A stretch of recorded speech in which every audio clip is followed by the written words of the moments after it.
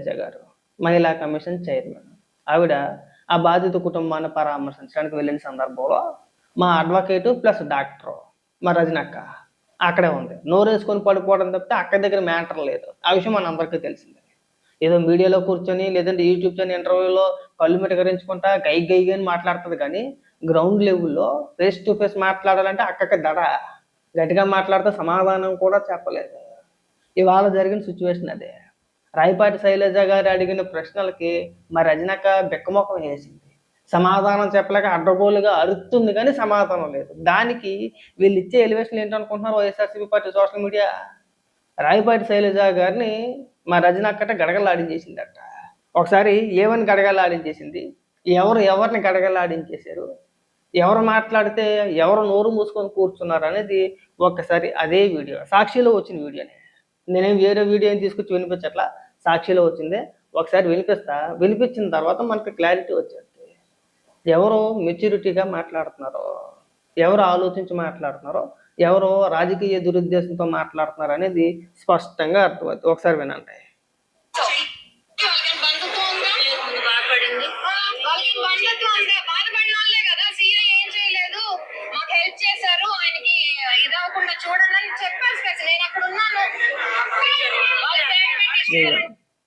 మహిళా commission chairman Rayapati Shailaja గారు చెప్తున్నారన్నమాట వాళ్ళకి. అక్క ఏమైనా తలక ఊపుతుందంటే అవునండి అవునని చెప్పి తలక ఊపుతుంది. ఇప్పుడు ఏమైనా మాట్లాడుతుంది వినిపిస్తారు చూడండి.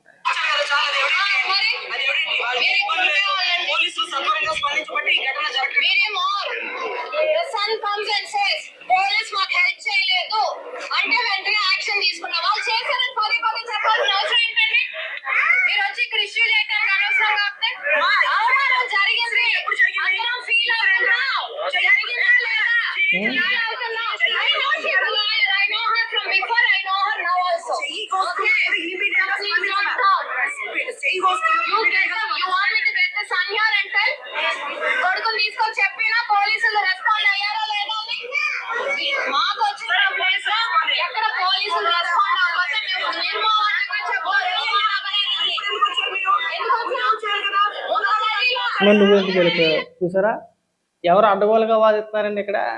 రాయపాటి శైలజ గారు చాలా క్లియర్గా బాధితులు చెప్పిన స్టేట్మెంట్ ఏదైతే ఉందో, వాళ్ళు చెప్పిన వివరాలు ఏవైతే ఉన్నాయో వాటిని ఖచ్చితంగా మేము పరిశీలిస్తాం. వాళ్ళు ఏదైనా ఉంటే కంప్లైంట్ చేస్తారో, వాళ్ళు స్టిల్ ఇవాళకి కూడా వాళ్ళు పోలీసుల మీద ఆరోపణలు చేయట్లేదు. వాళ్ళు పోలీసులు హెల్ప్ చేశారనే చెప్తున్నారు. మీరు అనవసరంగా ఇక్కడికి వచ్చి రాజకీయం చేస్తున్నారని చెప్పేసి మాట్లాడుతుంటే, ఇక్కడికి వచ్చి అడ్డగోలుగా మీరు ఇక్కడికి ఎందుకు వచ్చారని చెప్పేసి మాట్లాడుతుంది. మరి ఇది అడ్డగోలు వాదన కాదా? మరి వీడికి ఏమైనా సబ్జెక్ట్ ఉందనాలా లేదనాలా?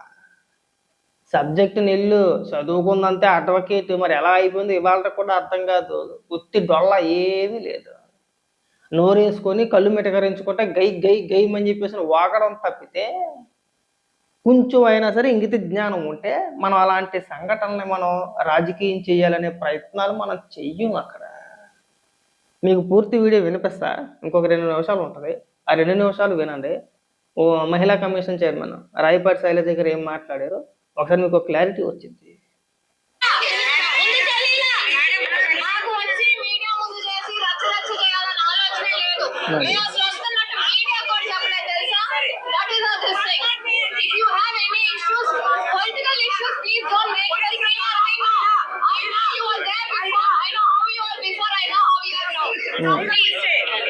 గట్టిగానే ఇచ్చారు ఆవిడ. మరి అది నాకు గట్టిగానే పడింది. నువ్వు ఇంతకు ముందేంటో తెలుసు, ఇప్పుడేంటో తెలుసు నాకు. నువ్వే ఎక్స్ట్రా మాటలేం మాట్లాడు మాకు.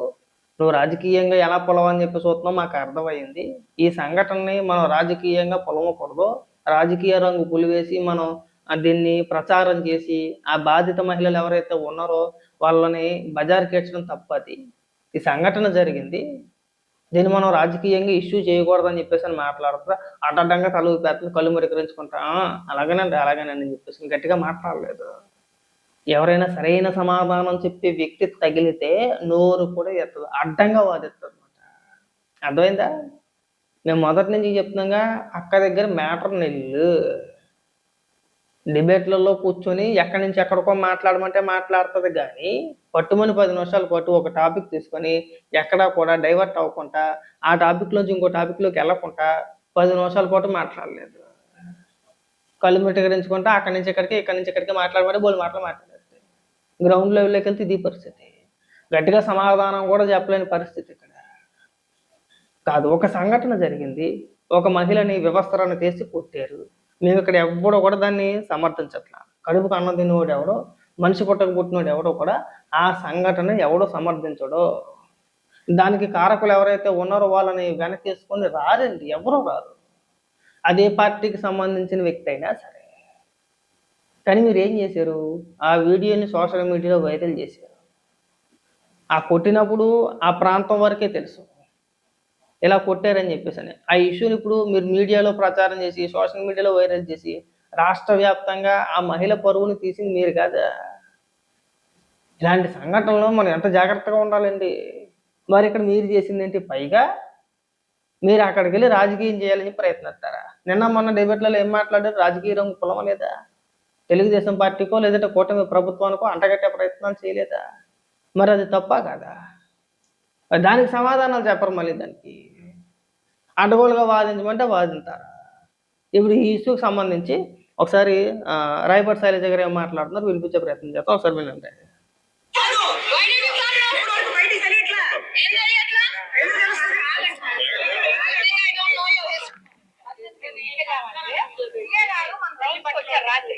వస్తే ఎందుకు వచ్చారు ఏంటని అంతేగాని వాళ్ళైనా కానీ మాకు జరిగిన అన్యాయం మైకుల్లో చెప్పుకొని తిరిగేది. బట్టలు ఎవరైనా చేస్తే డెఫినెట్లీ అవమానం.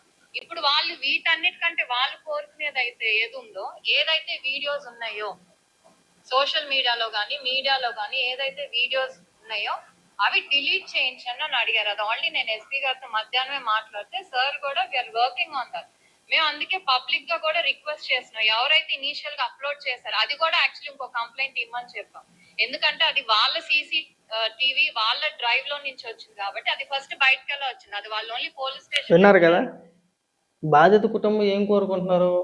ఏవైతే ఆ వీడియోలు సోషల్ మీడియాలో కావచ్చు వైరల్ అవుతున్నాయో వాటన్నిటిని డిలీట్ చేయించండి. అవి డిలీట్ చేయిస్తే సరిపోద్ది. తర్వాత చట్టపరంగా వీళ్ళని ఏ విధంగా శిక్షిస్తారనేది ప్రభుత్వం తీసుకోవాల్సిన చర్యలు ఎలాగ ప్రభుత్వం తీసుకుంటుంది. కనీసం ఈ వీడియోలు సోషల్ మీడియాలో ఉన్నాయి కాబట్టి వాటిని డిలీట్ చేయించే ప్రయత్నాలు చేయండి అని చెప్పేసి వాళ్ళు కోరారు. ఆ విషయమే రాయపాటి శైలజ గారు స్పష్టంగా చెప్తున్నారు.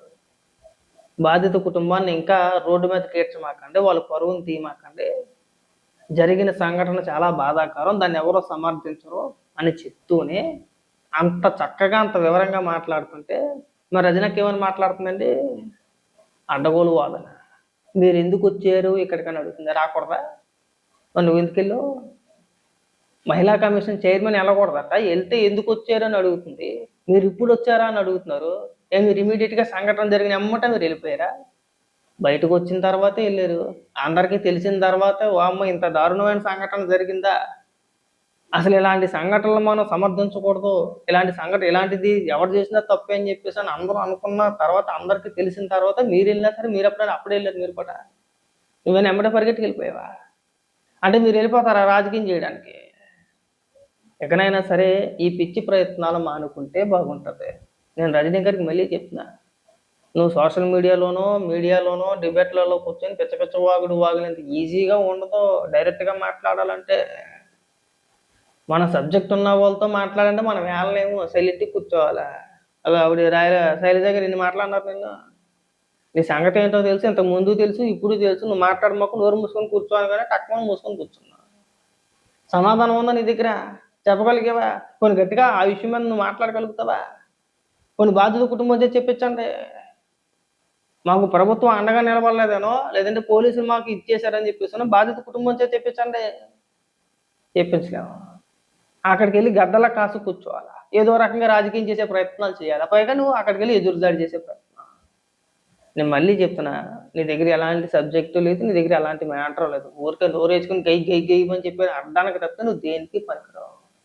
కనీసం ఇలాంటి సంఘటనల్ని ఎక్కడైనా సరే రాజకీయం చేసే ప్రయత్నం చేయమాకండి. సాటి మహిళవే కదా, నీకు ఆ బాధ ఏంటో తెలుసుద్ది కదా. ఎక్కడైనా సరే ఇవి కట్టి పెడితే బాగుంటుంది.